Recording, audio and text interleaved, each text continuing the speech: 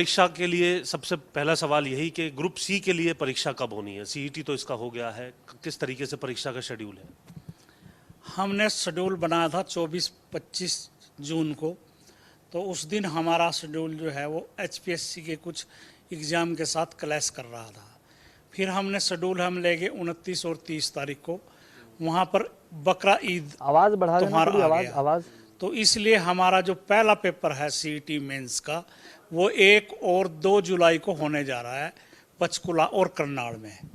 जो हमारा पहला एग्ज़ाम है वो nurse, staff nurse, VLDA, MPHW, shift attendant, electrician, इस तरह की पोस्टें जो हमारी हैं उनका एग्ज़ाम 1 और 2 जुलाई को पंचकुला और करनाल में हमारा पहला एग्ज़ाम जो सीईटी का मेन का है वो होने जा रहा है। कितने अभ्यर्थी होंगे सर? इसमें अभ्यर्थी लगभग 24,000 के करीब अभ्यर्थी हैं और लगभग 12,500 के करीब पद हैं। इसके बाद कोई आगे का शेड्यूल किस तरीके से रहेगा, इंतजार कर रहे हैं जो अभ्यर्थी, उन्हें जानकारी? जुलाई के हर सैटरडे और संडे को हमारा एग्ज़ाम होगा। 1 और 2 के बाद हमारा एग्ज़ाम 8 और 9 जुलाई को होगा। इस प्रकार हमारा सैटरडे और संडे हर जुलाई को एग्ज़ाम होगा। और हमने सीएस को लेटर लिख के ये मांग की है कि 2 सैटरडे ऐसे हैं जिसमें स्कूलों की छुट्टियां नहीं हैं, तो वहाँ पर छुट्टी घोषित सरकार की तरफ से हो जाए। तो हम ये जो एग्ज़ाम का शेड्यूल है सीईटी मेंस का, ये जुलाई में हम पूरा कर लेंगे, संपन्न कर लेंगे। सीईटी को लेकर के कुछ राजनीतिक तौर पर भी घटनाक्रम देखने के लिए मिल रहा है। कांग्रेस का भी करनाल में भी एक प्रदर्शन था, क्या कहेंगे सर इसको लेकर के? जो सीईटी है सबके लिए लागू हो जाना चाहिए, तमाम मुद्दों को लेकर प्रदर्शन किया था, आप क्या जवाब देंगे? ये पॉलिसी मैटर है। जो हमारे पास अभी सीईटी का ड्राफ्ट है सरकार की तरफ से, उसमें हमारे पास ये है कि हम पोस्टों के 4 गुना कैंडिडेट का जो मेरिटोरियस 4 गुना है, मान लो 100 पोस्टें हैं तो 400 लोगों का ही स्क्रीनिंग टेस्ट लें।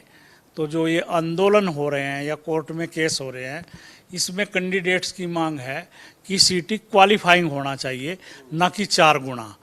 तो हम तो जो सीईटी का ड्राफ्ट सरकार की तरफ से हमारे पास आया है उसको मानने के लिए बाध्य हैं एक तरह से। लेकिन छात्र ये कह रहे हैं सर, जिन्होंने सीईटी दिया, फिर हमारा उस सीईटी को देने का क्या फायदा हुआ?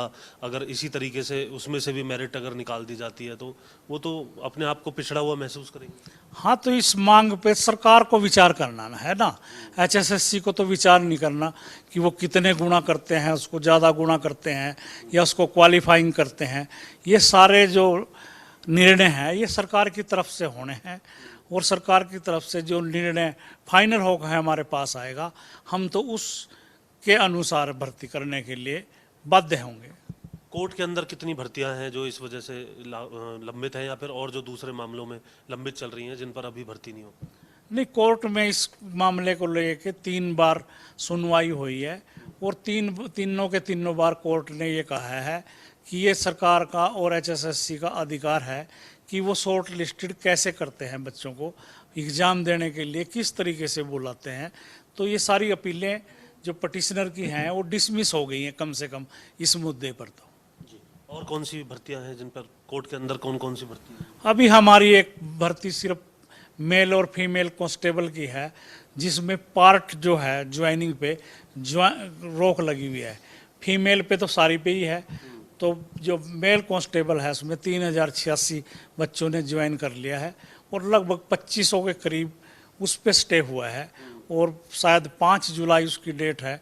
मुझे उम्मीद है कि कोर्ट हमारी बात को मानेगी और बच्चों के हक में फैसला आएगा। ग्रुप डी की सीईटी परीक्षा होनी है सर, उसको लिए कब तक इंतजार करना होगा? क्या आपने पत्र लिखा है एनटीए को? हमारा पोर्टल खुला हुआ है ग्रुप डी के लिए, जिसने भी आवेदन करना है वो आवेदन कर सकता है और लगभग 20 दिन हमारा पोर्टल और चलेगा। और हमने एनटीए को पत्र लिखा है कि हम डी के लिए सितंबर माह में परीक्षा लेने की तैयारी कर रहे हैं। आप अपनी डेटें हमारे को बताएं ताकि हम एक नोटिस जारी करके बच्चों को पहले ही बता दें कि सितंबर के कौन कौन सी तारीख में आपका एग्ज़ाम होने जा रहा है। हमने एनटीए को लेटर मेल और हार्ड कॉपी के माध्यम से और टेलीफोनिकली भी हमने उनसे रिक्वेस्ट की है कि आप अपना शेड्यूल देखें। सर पीएमटी के लिए आपने कहा था कि जो भर्तियां जून तक हो जाएंगी, सीएम साहब भी विधानसभा में ये बात कह रहे थे, क्या स्टेटस है सर? जून माह जब हम देख रहे हैं नरेश। आधे से भी ज्यादा महीना निकल चुका है, कब तक भर्ती? टीजीटी के लिए सीएम साहब ने कहा टीजीटी के लिए माफ। और शिक्षा मंत्री और हमने भी खुद हमारे आयोग ने भी कहा था।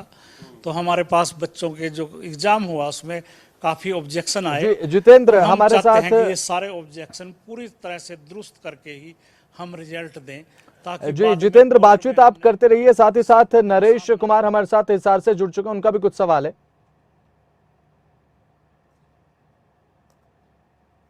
हमारी 5 जुलाई से जो अग्रवाल भवन है सेक्टर 16 में पंचकुला में, वहाँ से 5 जुलाई से टीजीटी के विभिन्न जो हमारे सब्जेक्ट हैं उनकी डॉक्यूमेंट वेरिफिकेशन का काम हम शुरू कर रहे हैं। बसंत, ये हम तमाम दर्शकों को बता रहे हैं कि जो टीजीटी को लेकर के जिन्हें इंतजार था, जो अभ्यर्थी थे, उनके लिए 5 जुलाई पंचकुला के अंदर सेक्टर 16 में अग्रवाल जो सदन है वहां पर डॉक्यूमेंट वेरिफिकेशन होनी है। उसके बाद ज्वाइनिंग की प्रक्रिया की जाएगी। कितना समय और लगेगा ज्वाइनिंग प्रक्रिया में? 5 जुलाई से 18 जुलाई तक तो डॉक्यूमेंट वेरिफिकेशन होगा, फिर ज्वाइनिंग कब तक करा देंगे? 15-20 दिन लगभग हमारी डीवी चलेगी और हम जिस सब्जेक्ट की भी डीवी हो जाएगी उसका रिजल्ट का प्रोसेस जो है हम अपने लेवल पे हमारे ऑफिस में वो जारी रहेगा। और मुझे पूरी उम्मीद है कि जुलाई माह में ही हम ये सारा कंप्लीट कर लेंगे। कितनी भर्तियां हैं टीजीटी? ये टीजीटी की विभिन्न विषयों की 11 विषयों की लगभग मैं कह रहा हूं 7,441 पोस्टें हैं। जी, पीएमटी को लेकर के भी आपने कुछ नियम बनाए हैं, किस तरीके से रहेंगे ये नियम? कुछ पोस्टें ऐसी हैं जिसमें हम रिटन टेस्ट से पहले जो उनके रिक्रूटमेंट रूल हैं उसी में लिखा हुआ है कि आप रिटन टेस्ट से पहले उनकी पीएमटी करेंगे। उसमें जैसे फॉरेस्ट के गार्ड हैं, डिप्टी रेंजर हैं, जेल वार्डन हैं, डिप्टी जेल वार्डन हैं मेल फीमेल, इस तरह से डिप्टी सुपरिटेंडेंट जेल हैं, और बहुत सी बड़ी मात्रा में फायर कम ऑपरेटर हैं, फायर ऑपरेटर कम ड्राइवर की पोस्टें हैं। इस तरह उनकी जो है पीएमटी वो पहले होनी है एग्ज़ाम से। तो आपके चैनल के माध्यम से, और ये आपके चैनल के माध्यम से मैं प्रथम बार कोई न्यूज़ दे रहा हूँ कि 1 तारीख से ताऊ देवीलाल स्टेडियम में हम इन पदों के लिए पीएमटी का काम शुरू करने जा रहे हैं। पीएमटी के कितने पद हैं? ऐसे लगभग हमारे पास 4,000 विभिन्न पोस्टें हैं जिनमें पीएमटी जरूरी है, मतलब फिजिकल मेजरमेंट जरूरी है, जिसमें हाइट और चेस्ट हम देखते हैं। ठीक है, यानी पीएमटी के जो पद हैं, एक एक्सक्लूसिव जानकारी यहाँ पर हमें एचएसएससी चेयरमैन भोपाल सिंह खत्री दे रहे हैं कि पीएमटी जिनमें फिजिकल मेजरमेंट की आवश्यकता होती है, 1 जुलाई से ताऊ देवीलाल स्टेडियम के अंदर ये पीएमटी की जाएगी। 4,000 ऐसी पोस्टें हैं।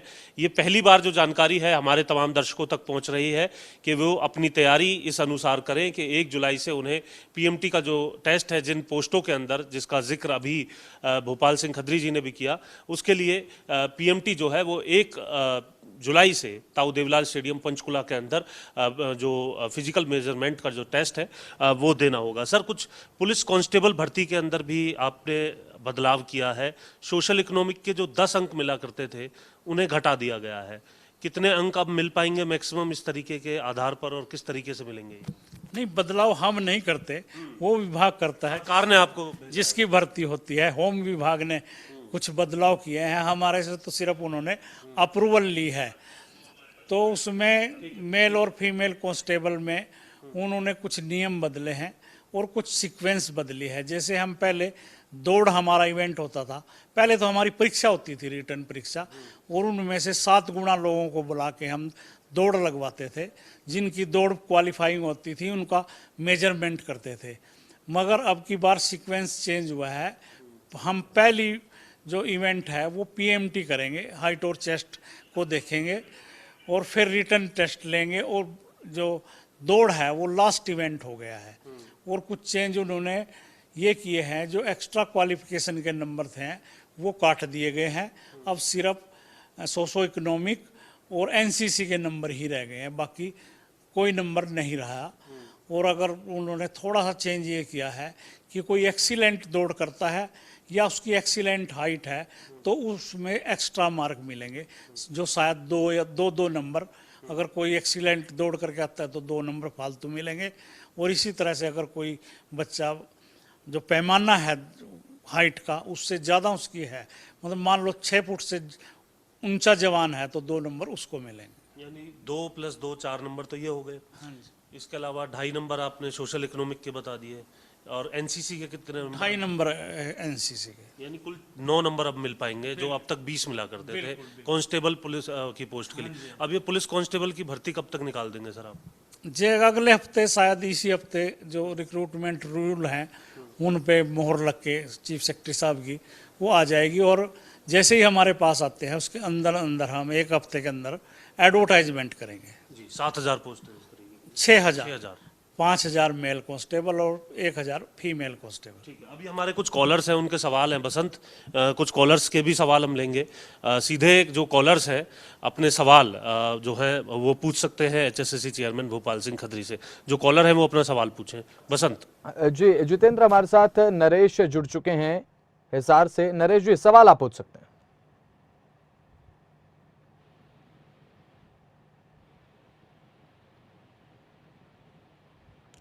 नरेश जी, आवाज मिल पा रही है आपको?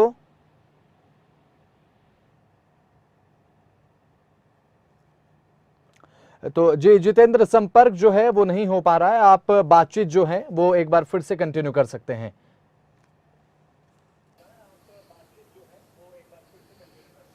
जी, जो ये जैसे ही हमारे साथ कॉलर जुड़ेंगे हम उनका सवाल भी आपसे ज़रूर लाइव लेंगे यहाँ पर।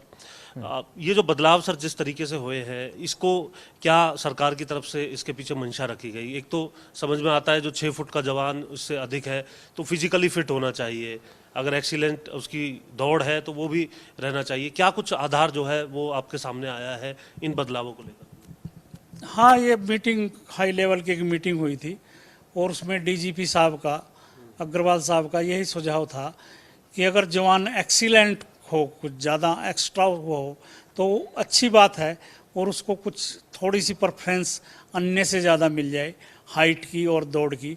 तो जो दोनों चीज़ों में फिट है, इसका मतलब ये है कि एक्सीलेंट परफेक्ट हमारे को कांस्टेबल मिल रहा है। जी, जो ग्रुप डी हम सितंबर में कराने जा रहे हैं सर, उसको लेकर के कितनी जो भर्तियां हैं वो ग्रुप डी के बाद? जी, अजय हैं हमारे साथ फतेहाबाद से, एक दर्शक। अजय, अपना सवाल पूछिए। सर, मेरा सवाल ये है कि अब जो सीईटी जो 2023 का होना है, अभी जो बच्चे वंचित रह गए हैं तो वो सीईटी कब तक हो सकता है सर? अब जो सीईटी प्री दोबारा होना था 2023 का। हमारी जो सीईटी का ड्राफ्ट है, हाँ सीईटी का जो ड्राफ्ट है हमारा, उसी में लिखा हुआ है कि हम हर वर्ष नवंबर माह में सीईटी का परीक्षा लिया करेंगे। तो जो बच्चे रह गए हैं या फ्रेश पास आउट हुए हैं या जिन्होंने अपना स्कोर बढ़ाना है, तो हम 1 महीने के बाद अपना पोर्टल खोल लेंगे और नवंबर में सीईटी की हम परीक्षा लेंगे। धन्यवाद सर। हर साल लेंगे ना सीईटी की परीक्षा हम, तो हम अब की बार जो परीक्षा है वो नवंबर माह में होगी। Okay, thank you sir. इसके अलावा जो अब